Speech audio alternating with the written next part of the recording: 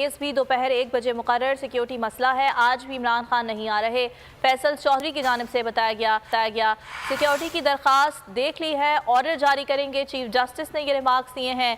फिर भी सिक्योरिटी पर अमल ना हुआ तो आप तौहीन अदालत दायर कर सकते हैं। हुसैन चौधरी हमारे साथ मौजूद हैं, मजीद अहवाल उनसे जान लेते हैं। जी हुसैन।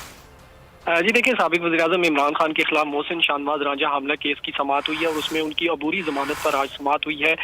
फैसल चौधरी अदालत में पेश हुए। उनका कहना था कि मैं माजरत चाहता हूं, पहले केस में सिक्योरिटी से मुतालिक केस में मैं सुप्रीम कोर्ट में मौजूद था, जिस पर चीफ जस्टिस ने कहा कि कोई बात नहीं। दूसरे वकील सलमान सफदर अदालत में पेश हुए थे। फैसल चौधरी ने कहा कि आज भी सिक्योरिटी थ्रेट की वजह से इमरान खान नहीं आ रहे, जिसके बाद हमने इस्तिस्ना की दरखास्त दी है। चीफ जस्टिस ने कहा कि अगर मैंने जो सिक्योरिटी का ऑर्डर है वो जारी कर दिया है, सिक्योरिटी वाली दरखास्त पे अगर अमल दरामद नहीं होता तो आप तौहीन अदालत जो है वो दायर कर सकते हैं।